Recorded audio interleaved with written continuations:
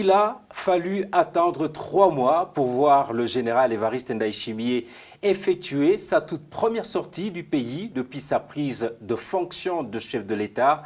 Et sans surprise, le choix s'est porté sur la Tanzanie où il s'est rendu le samedi 19 septembre. Il était attendu par son homologue tanzanien, John Pombe Magufuli à Kigoma, ville située au nord-ouest et frontalière avec le Burundi. Les deux hommes se sont confondus dans une telle affabilité que le général Évariste Ndayishimiye s'est fendu d'une surprenante déclaration de ce que nombre d'observateurs ont qualifié d'allégeance en disant que les Burundais étaient les enfants pour la Tanzanie et qu'il considérait John Magufuli comme son propre père. L'issue semble d'ailleurs comme le résultat de cette allégeance puisque Évariste Ndayishimiye a accepté toutes les demandes de John Magufuli. La ville de Kigoma, qui sera désormais le centre de négoce des minerais burundais, et une usine de traitement du nickel sera construite en Tanzanie pour le raffinage du nickel tanzanien et burundais. Quelles leçons tirer de cette visite du président burundais en Tanzanie? C'est autour de cette question que va tourner cette édition du Club de la Presse. Et ce sera avec nos invités, François Bizimana, rédacteur en chef adjoint de la radio Inzamba Agate Kakawe. Bonjour. Bonjour et merci. Merci d'avoir accepté notre invitation. Comme d'habitude. Comme d'habitude, ouais. Vous l'avez dit. Nous sommes également avec Emmanuel Ngengurutse, ancien sénateur et spécialiste des relations entre États. Bonjour. Bonjour, monsieur. Bienvenue également. Merci. À toutes, bonjour, bonsoir, bienvenue. Voilà donc le général Évariste Ndayishimiye qui sort pour la toute première fois du pays. François Bizimana, est-ce que le choix de la Tanzanie vous a surpris? D'abord, j'aimerais faire une petite précision. Le déplacement d'Évariste Ndayishimiye, c'est un déplacement d'État. C'est un déplacement d'État. Donc, c'est une visite entre les États. Donc, pour dire ce qu'il a dit, n'engage pas lui en tant qu'Ndayishimiye, mais engage le Burundi. Tout à fait. Alors, le choix de la Tanzanie, pour moi, cela ne m'a pas surpris, du fait que la Tanzanie a toujours soutenu le CNDD-FDD depuis l'Omaki.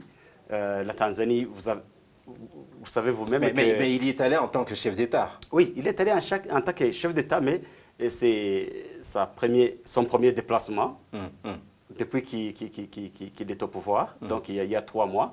Donc le choix de la Tanzanie, c'est un choix qui est explicatif, c'est un choix qui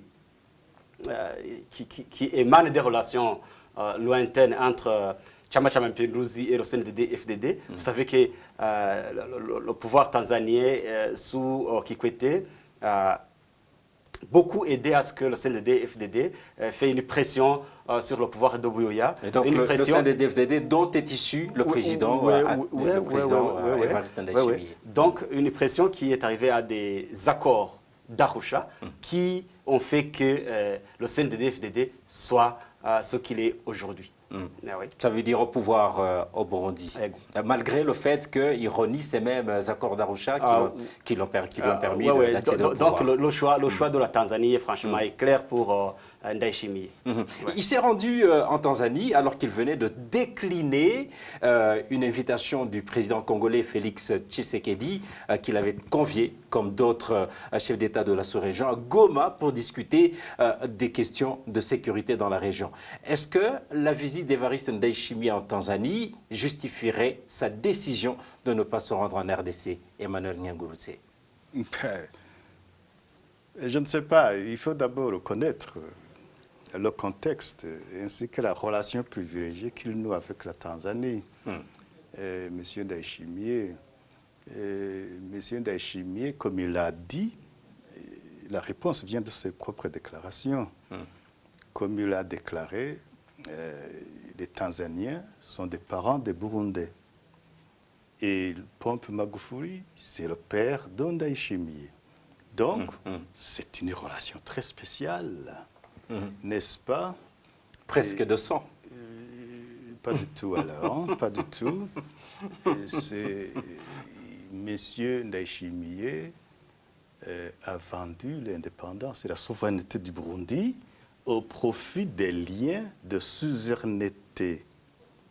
Il est allé faire allégeance au chef. Et donc, vous le considérez également comme une allégeance, comme le disent nombre d'observateurs. C'est une allégeance.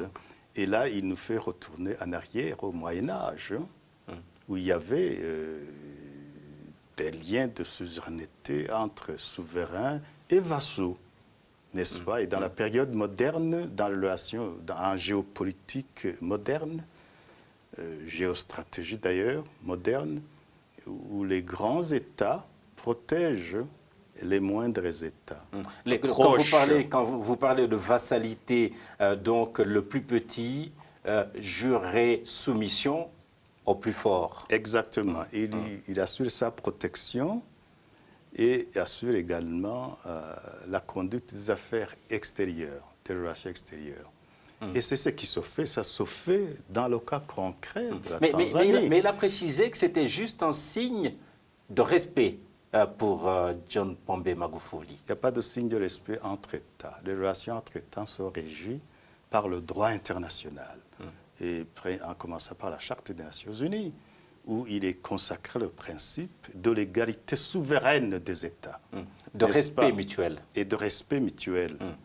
Quand et la souveraineté avec toutes les conséquences que l'on connaît. Maintenant, entre des chefs d'État, il ne peut y avoir un père et un fils. C'est impossible, monsieur Ndayishimiye. Là, il a vendu la souveraineté, il trahit la cause nationale. Et pourtant, dans la tradition africaine, lorsqu'on voit quelqu'un de plus âgé, il y a quand même certains signes, il y a certains gestes, il y a certaines paroles que l'on montre pour montrer le respect. Est-ce que cela ne ferait pas... Pouvez-vous me montrer un seul exemple entre chefs d'État africains? Non. Non. À la limite, on peut dire un petit frère ou un grand frère, mais jamais un père. Un père, ça veut dire la tutelle. Vous exercez la tutelle sur l'enfant. Et même là, en Afrique, lorsque l'enfant est majeur, n'est-ce pas, et s'est déjà marié, vous n'avez plus de tutelle à exercer sur lui. Donc là, c'est une trahison. Et là, ça explique finalement comment la relation entre le Burundi et la Tanzanie va évoluer. Ça ne sera pas étonnant que plus tard, le Burundi fasse partie de la Tanzanie. Donc, soit une énième province de la Tanzanie. Que le Burundi donc soit annexé. Oui. Et ça... Est-ce que ce n'est pas une exagération? Il n'y a pas d'exagération. Et ça se fait d'ailleurs. Lorsque vous dites, écoute, ma capitale économique, je la change, ce ne sera plus Bujumbura, où les lieux d'exploitation des minéraux, ça sera Kigoma. Qu'est-ce que vous sous-entendez? Lorsque vos policiers, vos agents de renseignement, sans frontières, sans visa aucun, vont jusqu'à pénétrer dans les camps de déplacés, plutôt de réfugiés en Tanzanie, et sans s'inquiéter, ils arrêtent des gens, ils les tuent, ils les torturent. C'est presque considéré comme un seul territoire. Et le président Ndayishimiye, il a dit, je viens chez vous, cher père, pour prendre conseil comment gouverner. Pour savoir ce que je dois faire. Pour savoir ce que... Donc ça, c'est quoi en fait? C'est un lien de souveraineté. Donc c'est une soumission totale pour vous. C'est une soumission totale qui peut justifier à long terme l'annexion. Ou alors que la Tanzanie étende sa souveraineté sur le Burundi. C'est ça ce que le Maroc a fait sur le Sahara occidental. C'est ça ce que fait la Chine sur le Tibet. Le Tibet, maintenant, c'est une province. Mais à l'époque, c'était un pays à part. Ça provenait de ces liens de suzeraineté. Le roi du Maroc, Hassan II, lorsqu'il a annexé le Sahara occidental, il a dit ceci, les tribus du Sahara occidental faisaient des allégeances, venaient faire toujours, chaque année, allégeance au roi. Mais les temps ont révolu quand même. On ne sait jamais. On ne sait jamais. Hein. Lorsqu'il y a une certaine volonté qui n'est pas manifeste, une certaine volonté de l'autorité qui semble diriger le pays. Écoutez, demain on peut faire un référendum frauduleux, comme on sait très bien le faire au Burundi, sous le régime du CNDD-FDD. Pour accepter que nous fassions partie de la Tanzanie. Espérons qu'on n'en arrive pas là.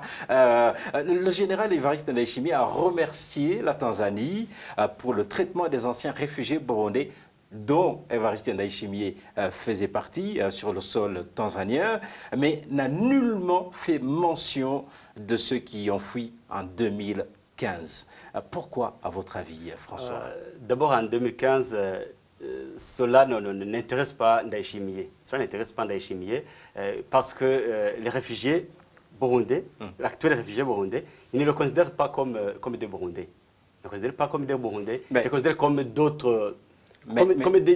Et pourtant, il demande à ce qu'il rentre, il demande mais ça c'est politique. Il demande même à la Tanzanie de forcer les réfugiés burundais de rentrer. Est-ce que quelqu'un l'a forcé à rentrer au pays quand il était réfugié, ou bien quand sa famille était en Tanzanie, ou bien quand ses compagnons étaient en Tanzanie? Non, personne ne les a forcés, mais c'est une situation qui s'est créée. Donc après les accords d'Arusha, ils sont venus, c'est eux-mêmes, volontairement, qu'il y a eu une vague de réfugiés qui rentraient au pays.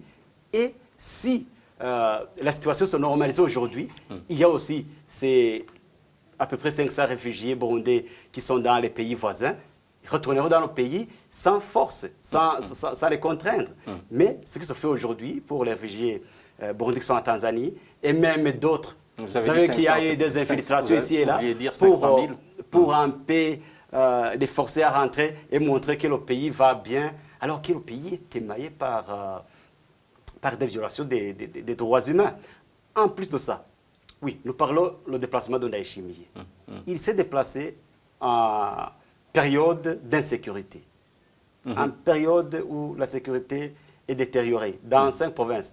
Dès lors qu'ils ont attaqué concomitamment dans à peu près 5 provinces. Et bizarrement, ils n'en ont pas fait état. Oui, et on n'en a pas parlé. On n'en a pas parlé dans les discours. Il n'a rien dit. Et même aujourd'hui, au Burundi, les autorités burundaises ne disent rien à propos des attaques des rebelles de Red Tabara, comme nous l'apprenons. Ils parlent plutôt de bandits. Oui, ils parlent plutôt de bandits. Mais il y a la police, de l'autre côté, qui va diffuser un documentaire disant qu'ils sont des rebelles. Et on dit, qu'est-ce qui se fait au Burundi, en fait? Ce sont des autorités différentes, il n'y a pas cette cohésion. Quel serait le lien entre cette visite et les attaques au Burundi? Moi, je pense que toujours, il y a le dessous que je peux appeler soutien. Je cherche aussi des soutiens. Parce que, vous voulez dire aussi ou surtout? Non, pour Ndayishimiye, son déplacement, même si on ne l'a pas dit, c'est la protection. Même si on n'a pas dit, il a vu que son pays est en danger. Être attaqué dans cette province, perdre une dizaine de militaires et des Imbonerakure, ça c'est pas une situation qu'il allait méfier. C'est-à-dire que dans son déplacement, même si on ne l'a pas dit, des sources nous apprennent qu'ils ont parlé aussi de l'insécurité dans le pays. Et donc de la protection, comme le disait tout à l'heure. Oui, de la protection, Demain, ne soyez pas surpris si vous entendez que la Tanzanie achète le Burundi comme la France a acheté Mayotte. Mais cette protection par rapport, ce n'est pas une question d'achat, c'est beaucoup plus une question de protéger militairement pour l'instant. Ce sont les deux, économiquement, mais aussi militairement. Économiquement, pourquoi? Parce que le Burundi ne se suffit pas pour qu'il se paie. Ils se paient les fonctionnaires, par exemple, les salaires des fonctionnaires. Donc il y a la Tanzanie qui l'a soutenu depuis 2015, depuis que les robinets ont fermé pour le Burundi. Donc le CNDD-FDD a essayé de se rapprocher, c'était facile, à Chama Cha Mapinduzi, donc aux autorités tanzaniennes, pour qu'ils puissent avoir cet oxygène pour que mais également peut-être militaire aussi, Ouais, ouais. peut-être comme vous le soulignez. Yes. Espérons, vous en arrivez tous au même point qu'il risque d'y avoir une annexion du Burundi par la Tanzanie. Espérons. Toutefois, Dans les faits, c'est presque ça. Au niveau économique, le on va commerce, oui. on va revenir dessus dans la Voilà. deuxième partie. D'accord. Je rappelle que vous suivez le Club de la Presse, une émission produite en synergie par les radios Inzamba et RPA, ainsi que la télévision Renaissance. Le Club de la Presse est une émission que vous suivez en direct sur les pages Facebook des radios RPA et Inzamba. Ce vendredi, nous parlons de la visite du président Evariste Ndayishimiye en Tanzanie avec nos invités, Emmanuel Nhengurutse, ancien sénateur et spécialiste des relations entre États, ainsi que François Bizimana, rédacteur en chef adjoint de la radio Inzamba Agate Kakawe. Venons-en maintenant justement aux questions d'économie. D'abord, Kigoma comme centre de négoce des minerais du Burundi. Est-ce une bonne affaire pour le Burundi? C'est nouveau Emmanuel? ça, c'est nouveau que ce soit un centre de négoce des minéraux. Ben, c'est très bien pour la Tanzanie. Et puis pour la Tanzanie, lorsqu'ils tirent le maximum du Burundi, c'est de bonne guerre. Hein? Les États n'ayant pas d'amis, mais des intérêts. C'est plutôt Ndayishimiye et son pays, le pays qu'il représente, qui souffrent, qui perdent. N'est-ce pas, la Tanzanie, en faisant ce qu'il est en train de faire avec le Burundi, ben, lui, il a des gains à tirer là-dedans. Alors, maintenant, Kigoma. Est-ce que le Burundi ne va pas continuer à perdre ce qu'il perdait depuis longtemps, étant donné qu'il n'y a pas de centre de négociation? On va y arriver. Mais ta première question d'abord. Kigoma, il y a des comptoirs, des minéraux. Oui, Pourquoi ne pas les construire au Burundi, dans la capitale économique ou politique, ou alors sur les sites d'exploitation de ces minéraux? C'est pas normal. Donc là, c'est un manque de vision pour le pays.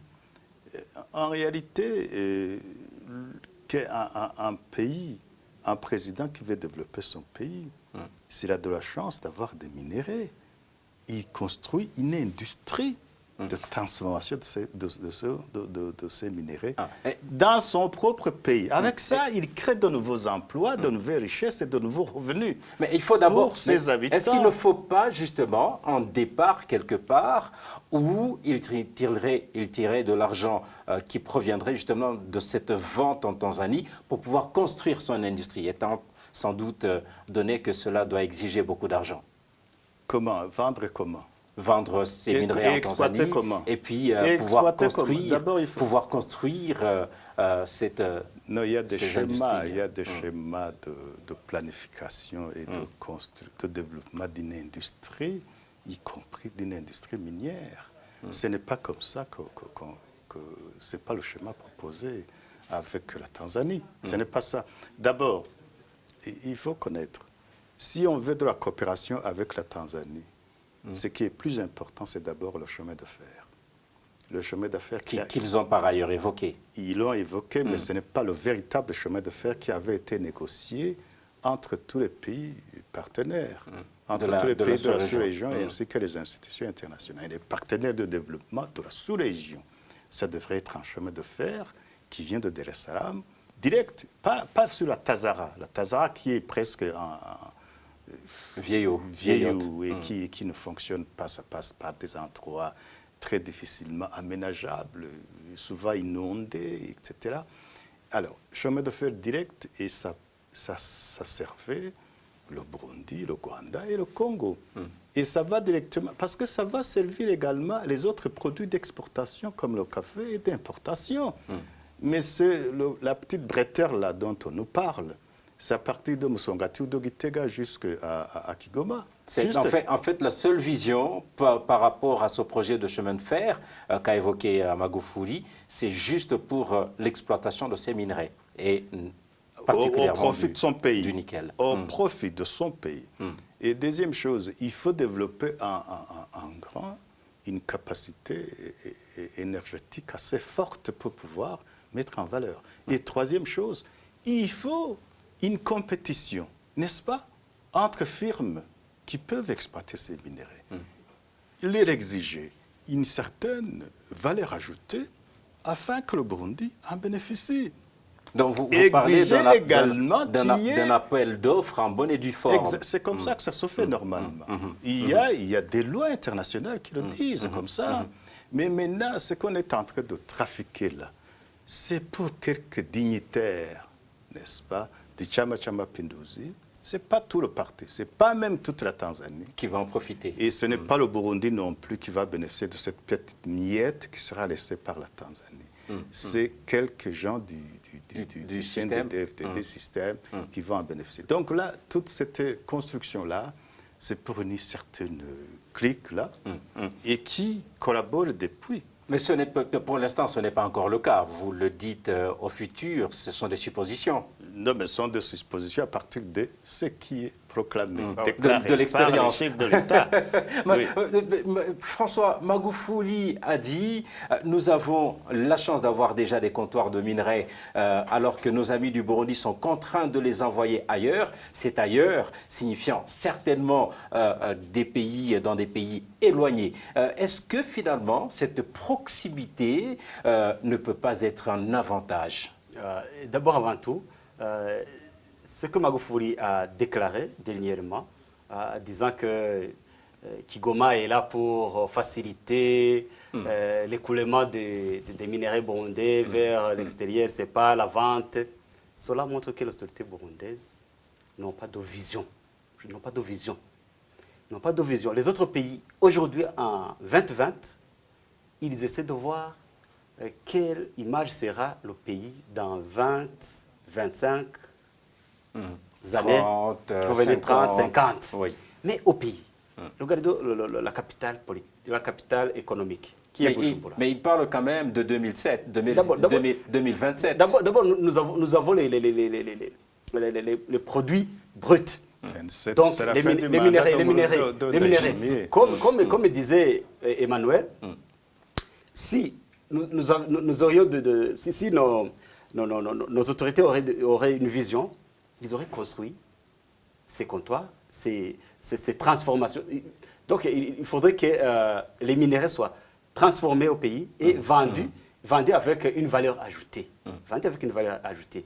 Mais aujourd'hui, voilà, on est à la course de l'écoulement, de l'exploitation, je dirais même anarchique et illégale du sous-sol burundais, pour le vendre moins cher, juste pour la survie, juste pour payer les fonctionnaires, juste pour montrer que Ndayishimiye est là, il règne. Mais il ne règne pas, c'est la Tanzanie.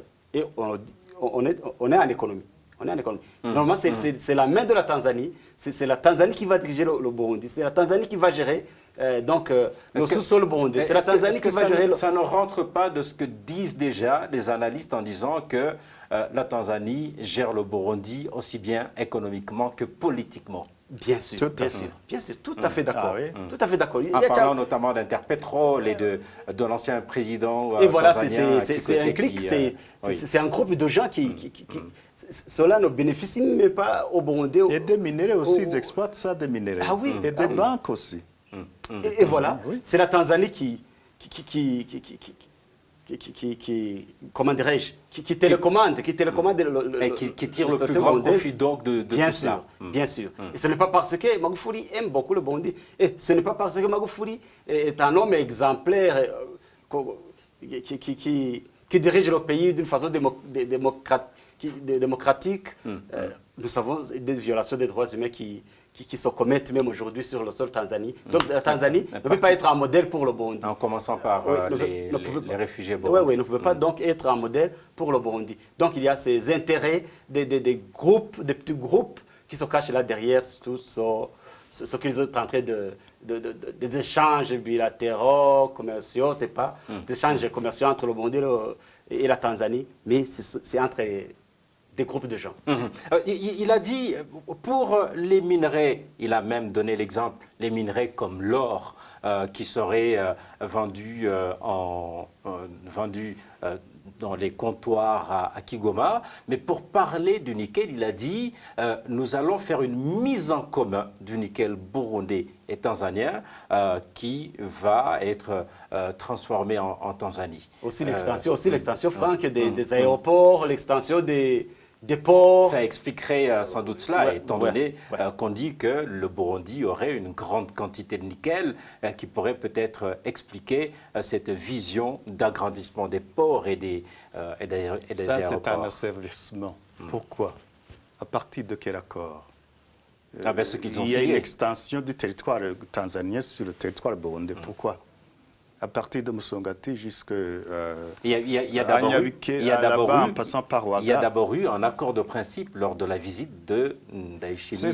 Ce sont des questions trop techniques qui engagent les souverainetés étatiques qui doivent être négociées par des techniciens, des diplomates. Donc, vous entendez dire, donc, et Ndayishimiye qui sont s'est précipité. sanctionnés, Il s'est précipité. par des accords bilatéraux. Et donc, Ndayishimiye s'est Et ça, précipité. Oui, ça, on peut supposer que c'est du bluff. Mais connaissant la gouvernance du CNDD-FDD, ça peut, ainsi que celle de Magufuli aussi, du Chamba Pinduzi aussi, ce ne sera pas exclu que certains aspects de leur déclaration soient mis en œuvre au détriment des deux peuples frères. Par contre, les peuples sont frères. Oui, par contre, les peuples sont frères. Oui. Et le président aussi. Et donc, il n'y a Mais pas de l'un ne relation. peut pas être parent, père, de de père, fils. de mère, de fils. Voilà, donc là, ce qui est en train d'être fait, vraiment, c'est un peu curieux. Des chefs d'État qui commencent à faire des déclarations exorbitantes comme ça. C'est vraiment étonnant. Vous faites une prolongation de votre territoire, je vais aller. C'est ça les liens de souveraineté. C'est ça l'asservissement. C'est ça l'annexion. Et donc, la crainte ce que vous étiez en train de craindre pour l'annexion. Donc, l'annexion politique a déjà eu lieu. Tout est mis en place pour cela. François, il faut quand même reconnaître que c'est une honte de voir le Burundi continuer à s'enfoncer dans la pauvreté avec un sous-sol aussi riche. Est-ce que ce n'est pas le bon moment, justement, à saisir? Monsieur Franck, je Oui. parlais tout à l'heure des routes de la capitale économique du pays, Bujumbura, qui sont en état piteux, qui sont en état de délabrement. Donc, il n'y a pas cette vision. Est-ce qu'on peut dire que c'est la capitale politique, Bujumbura? Est-ce qu'on peut dire Gitega? Gitega est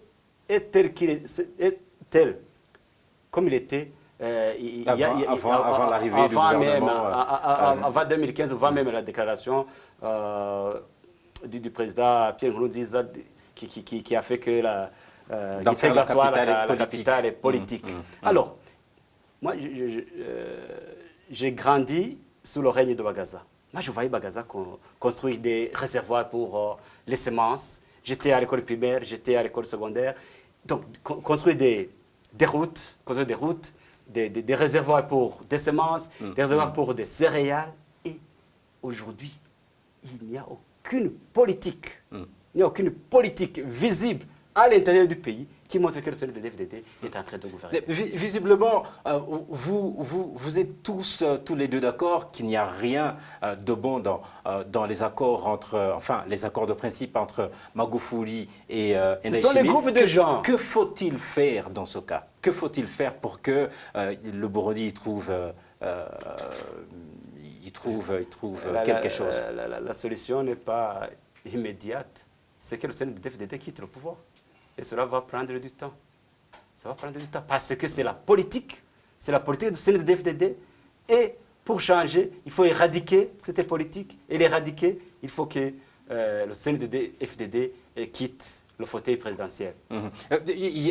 Pour vous non plus, il n'y a aucune chance que les choses puissent changer dans le bon sens? Quel bon sens? L'annexion. L'annexion projetée. Non, que la l'annexion dilapidation. Cette fois-ci, que l'annexion ne se fasse pas et que le CNDD-FDD soit le pouvoir finalement que les Burundais souhaitaient. On passe à une deuxième étape de la dilapidation des ressources publiques burundaises.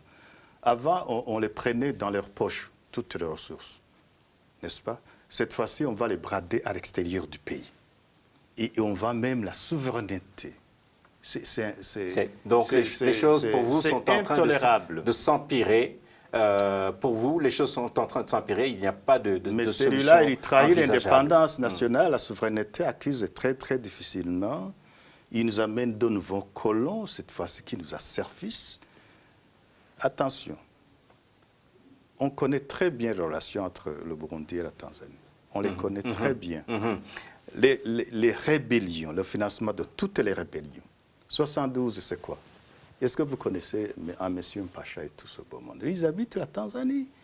À partir de la Tanzanie, les rébellions sont financées.